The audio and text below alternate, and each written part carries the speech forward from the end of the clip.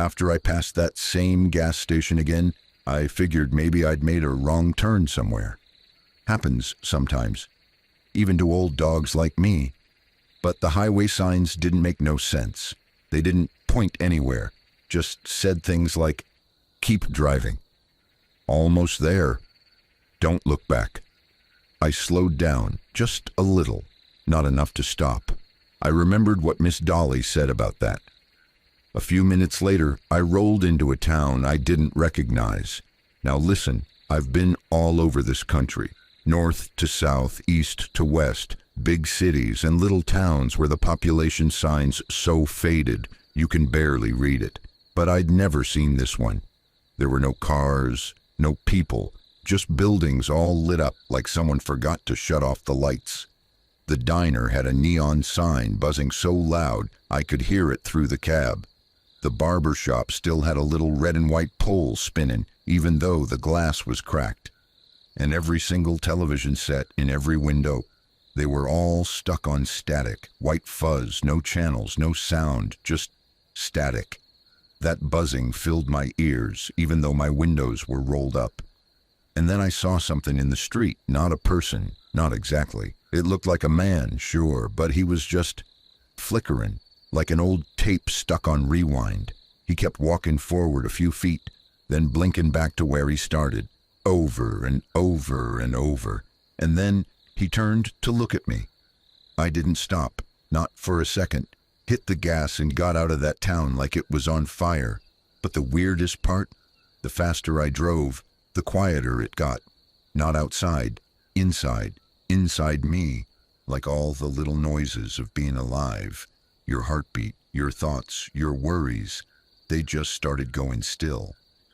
I looked down at my hands on the wheel and didn't recognize them for a second. They looked like someone else's hands. Felt like maybe I was driving through someone else's life. And then the sun dipped back below the horizon, even though it was mid-morning, and I saw the highway start to reverse. The yellow stripes on the pavement were moving backward under my tires, not fast, just enough to make my stomach flip. Then the CB came on again, but it wasn't a voice this time. It was a song, real old, from way back. You're never really gone if the road don't let you leave. It played over and over, warbling like an old record. About 20 minutes later, least, I think it was 20, I saw a shape up ahead. Middle of the road, thumb out. I know what you're thinking. I should have passed him. But there was something familiar about him, real familiar. Same coat, same dirty jeans, same shoeless feet. It was the man from the ditch. Only now he was smiling, not friendly smiling, not, "Hey, thanks for picking me up."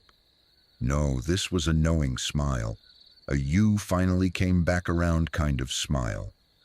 I didn't slow down, but as I passed him, he didn't move, just stared, and whispered something that rattled through the cab like a cold wind. "Turn your lights off, Carl.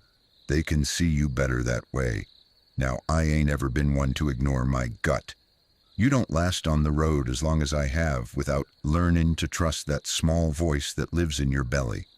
But something about what that hitchhiker said, "Turn your lights off," that felt wrong. Felt like being told to close your eyes in a room full of snakes. I kept my hands on the wheel, knuckles white, eyes straight ahead. But the world outside my windshield was starting to change. The road, if you could still call it that, was getting narrower. The paint lines had faded out. Trees were pressing in from both sides, tall and black, and leaning toward the center like they wanted to pull me in and swallow me whole. I glanced in my side mirror, and there he was again, the same hitchhiker.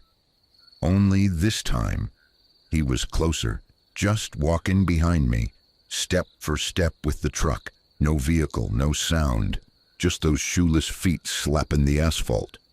I flipped off the mirror, didn't want to see him anymore. Eventually, the trees gave way to a tunnel, not the kind carved into mountains. No lights, no signs, just a big black mouth yawning open across the road like something waiting to swallow me. I should have stopped, but I didn't. Something inside me, deeper than fear, told me I had to go through it. So I eased forward, headlights slicing through the dark. The tunnel was longer than it had any right to be. Minutes passed, then more. But it wasn't just time stretching. It was space. The farther I drove, the more the cab of the truck began to echo. My own breath sounded like it was coming from down a well. The dashboard lights flickered in and out like a candle caught in a storm. And then my radio came on. No CB, no static, just whispers, lots of them, overlapping, like a whole crowd whispering into the back of my mind. I couldn't make out the words, but I knew they were talking about me.